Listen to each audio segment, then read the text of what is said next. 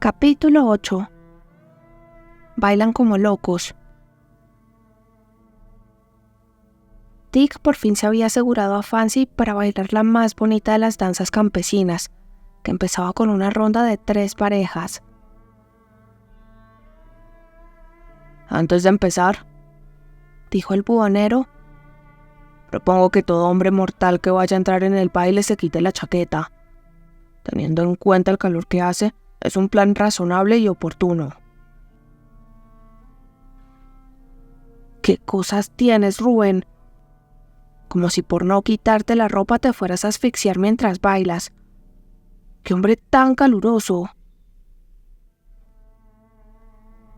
Verán, hijos míos, le dijo a su mujer, a la que a menudo se refería en masculino plural por mera economía del apelativo.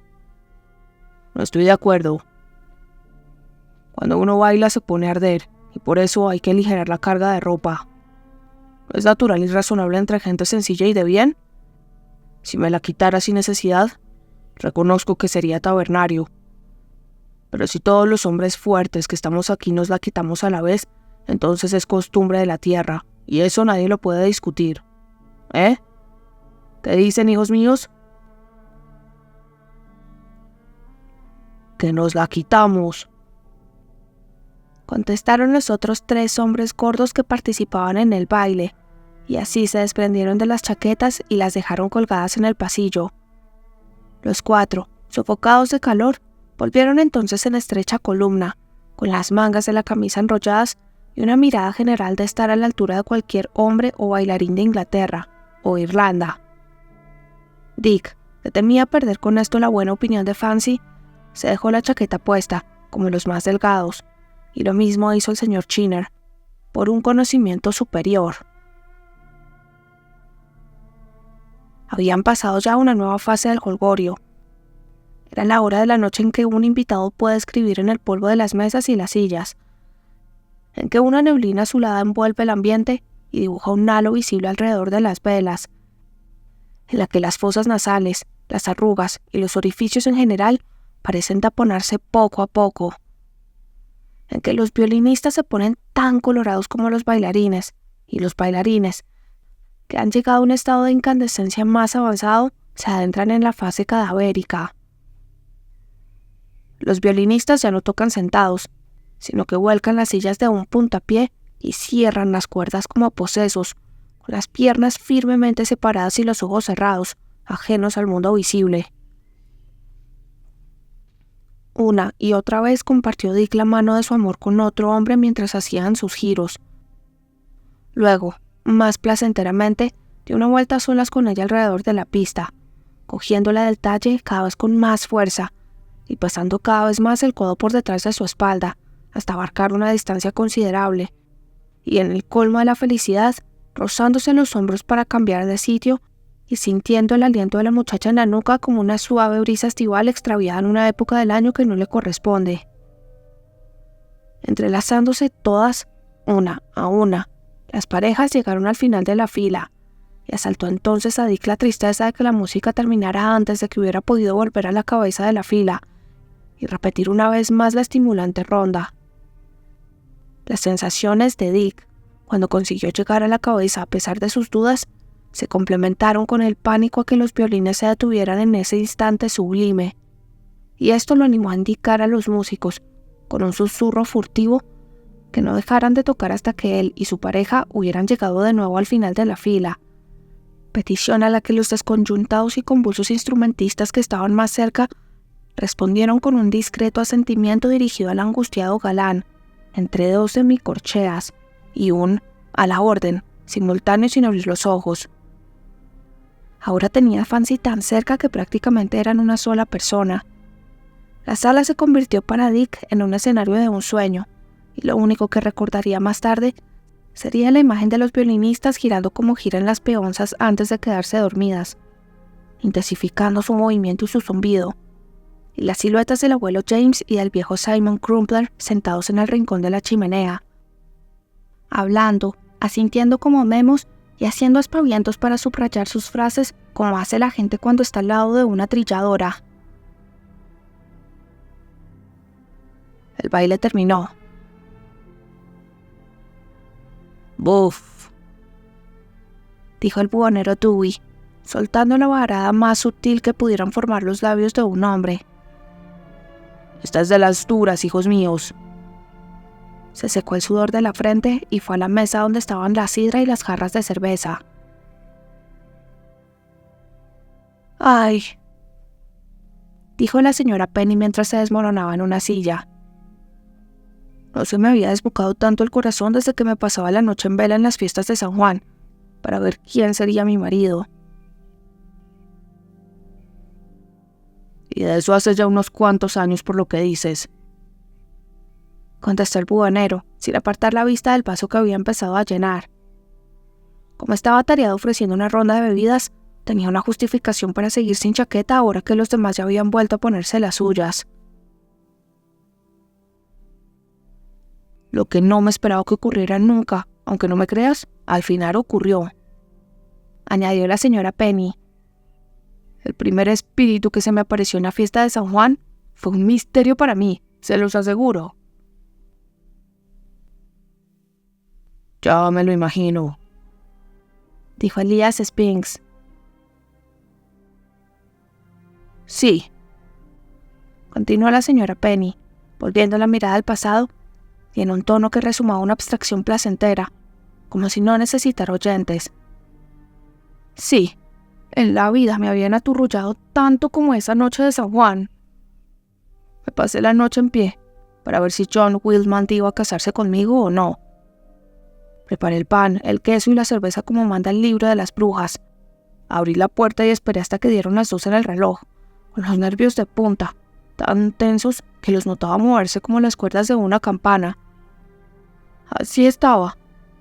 En cuanto sonó el reloj, vi a través de la puerta en el camino a un hombre pequeño con mandil de zapatero».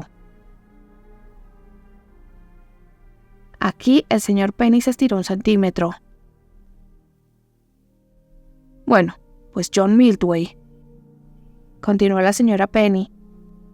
«El que me cortejaba entonces, saben que era zapatero, pero bastante grandullón, y yo no entendía qué quería de mí un hombrecillo tan pequeño, como se pueden imaginar.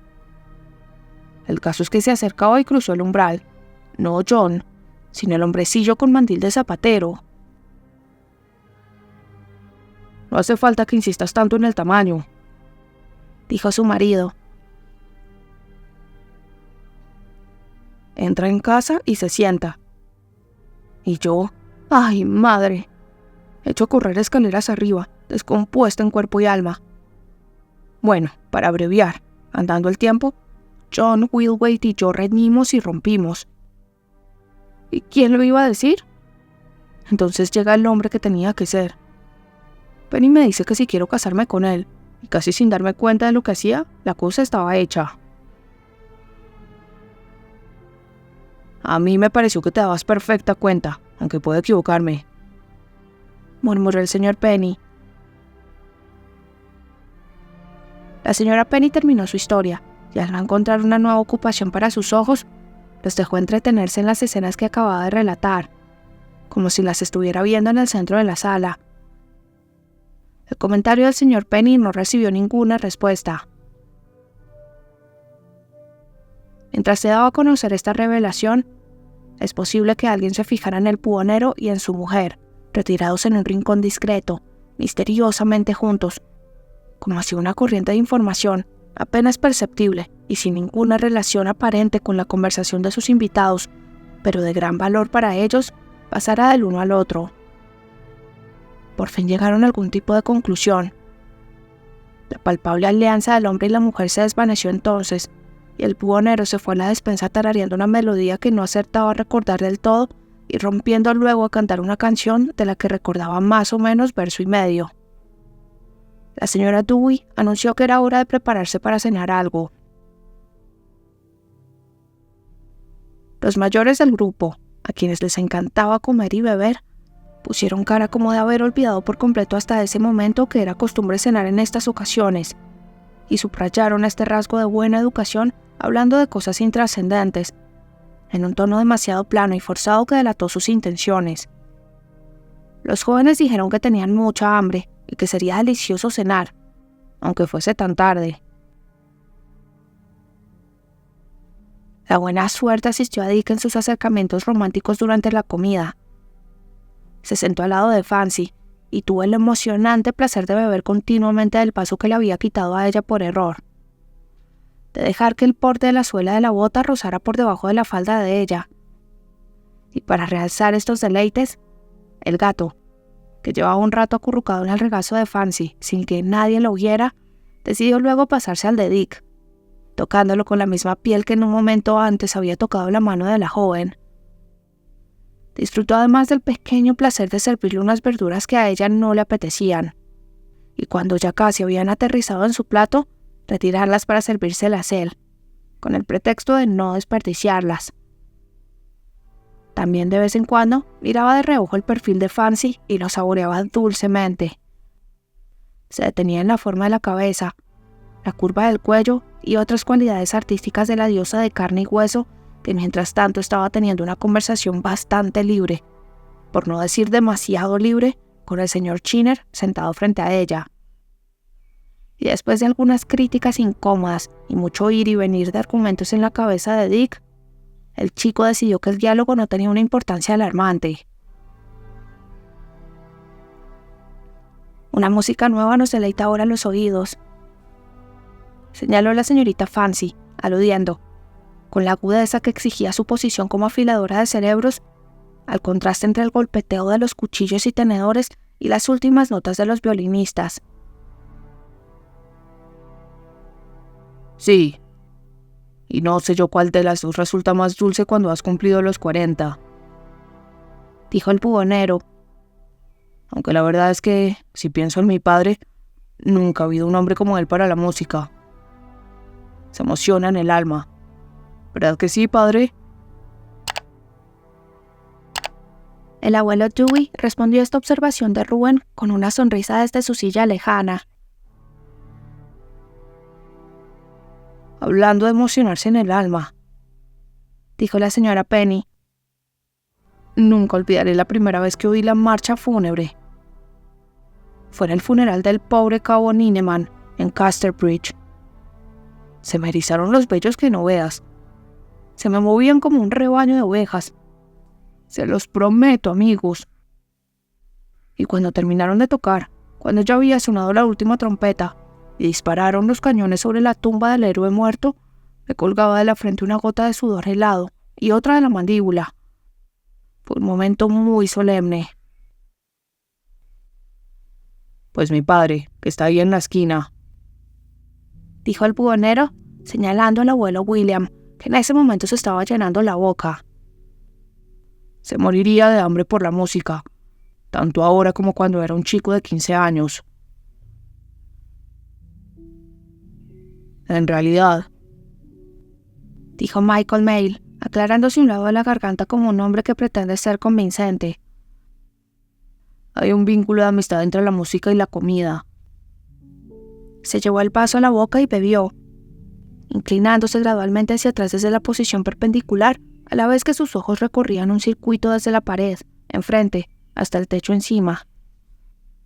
Luego se aclaró el otro lado de la garganta. Una vez estaba sentado en la cocina de los Tres Marineros, en Casterbridge, cenando algo, cuando pasó por la calle una banda de metales. ¡Qué banda tan bonita! Y para no atragantarme, me puse a masticar al compás de la melodía. Que la banda tocaba un compás de 6x8, pues yo masticaba en 6x8 como fuera. Que tocaban un 2x4, en 2x4 masticaban mis dientes los higadillos y los pulmones, sin desviarse ni un pelo. Eso es lo menos melódico que he oído en la vida, dijo el abuelo James con una mirada ausente que acompañaba una crítica profunda. Pues entonces a mí no me gustan las historias melódicas de Michael, contestó la señora Dewey. Son muy vulgares para una persona de buen gusto.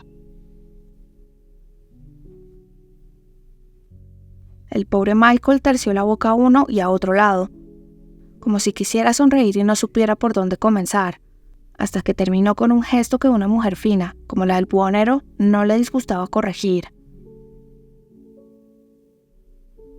Bueno, dijo Rubén, seriamente decidido a zanjar la cuestión. Este toque vulgar que tanto ofende los sentimientos de Anne es a mi juicio recomendable, porque siempre demuestra que una historia es verídica. Y por la misma razón, me gustan las historias inmorales. Todas las historias verídicas, hijos míos, tienen un toque vulgar y son inmorales. O lo uno o lo otro. Si los narradores hubieran podido sacar la decencia y las buenas enseñanzas morales de las historias verídicas, ¿quién se habría molestado en inventar parábolas? Dicho esto, el buhonero se levantó para traer una nueva remesa de sidra, cerveza, hidromiel y vinos caseros. La señora Tubby suspiró y añadió un comentario, en apariencia a espaldas de su marido, aunque los dos sabían perfectamente que las palabras llegarían a sus oídos. Hay que ver qué hombre es este Dewey. Nadie sabe lo que tengo que empeñarme para que sea mínimamente respetable. Y ya le han oído hace un momento hablando con Michael de papas como la gente ordinaria. Pues a mí no me educaron así. En nuestra familia se llamaban como mínimo patatitas y normalmente patatas. Nada más. Nuestra madre era muy detallista y muy buena con nosotras. No había en toda la parroquia una familia mejor educada que la nuestra. Llegó la hora de despedirse. Fancy no podía quedarse a pasar la noche porque había contratado a una mujer para que la esperase en casa hasta que volviera. Se apartó unos momentos del desfallecido grupo de bailarines y bajó las escaleras poco después, abrigada y transformada en una persona totalmente distinta de la que había sido hasta entonces. De hecho, para tristeza y decepción de Dick, en una mujer algo reservada y de temperamento flemático, en la que no quedaba ni rastro de la muchacha retozona que parecía menos de un cuarto de hora antes, a la que no le molestaba el peso de la mano de Dick en su cintura ni evitaba acercarse al muérdago. ¡Qué diferencia!, pensó el joven, convertido pro tempore en un viejo cínico. Engañosa y miserable diferencia de modales en una muchacha cuando baila y en otros momentos. Mira esta preciosa Fancy. Tocable, estrujable, incluso besable a lo largo de toda la noche. Medias horas enteras la he tenido tan cerca de mí que ni un papel habría cabido entre nosotros. Y sentía su corazón justo al lado del mío, su vida latiendo tan cerca de la mía que notaba hasta el último soplo de su aliento. Ha subido un momento, se ha puesto un manto y un sombrero, y ya no me atrevo a tocarla más que... Se quedó sin ideas y regresó a la realidad. Pero este fue un sufrimiento soportable en comparación con el que vino después. El señor Chinner y su cadena de reloj, aprovechando la impertinente ventaja que los solteros ardientes que vuelven a casa por el mismo camino que una muchacha guapa sacan siempre de estas circunstancias, se acercó para garantizar a Fancy, con un desprecio absoluto de los sentimientos de Dick y en un tono que ciertamente no tenía nada de glacial, que él no se iría a la cama sin dejar sana y salva a tan hermosa dama en la puerta de su casa, y que no se separaría de su lado ni un centímetro hasta haber cumplido esta misión, así se ahogara en el intento. La señorita Day aceptó el ofrecimiento, según la premonitoria opinión de Dick, con un grado, o al menos unas décimas de calidez, superior a lo que requería un ánimo desinteresado de protegerla de los peligros de la noche. Todo había terminado, y Dick se quedó mirando la silla en la que se había sentado Fancy, y que ahora parecía un engaste del que se había arrancado la gema. Ahí estaba su vaso, con la romántica cucharita de vino añejo en el fondo, que no había sido capaz de tomarse a pesar de las poderosas razones del buhonero, que hasta le puso una mano en el hombro como un martillo de vapor. Pero quien lo bebía ya no estaba. Ahí estaban las 9 o 10 preciosas mijitas que había dejado en el plato, pero quien las comía se había ido. Dick tenía la sensación de estar ligado a su familia por una desagradable proximidad ahora que se había quedado a solas, cara a cara. Su padre le pareció ofensivo, pues estaba tan animado como si los invitados siguieran presentes, y el abuelo James, que aún no se había marchado, parecía endiabladamente contento de haberlos perdido de vista. Bueno, dijo el bubonero en un tono de plácida satisfacción. he tenido tan poco tiempo para ocuparme de mí en toda la noche que ahora voy a disfrutar tranquilamente de la comida.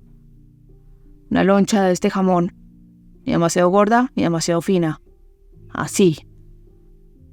Unos pocos pepinillos en vinagre y volveré a estar fresco como una alondra.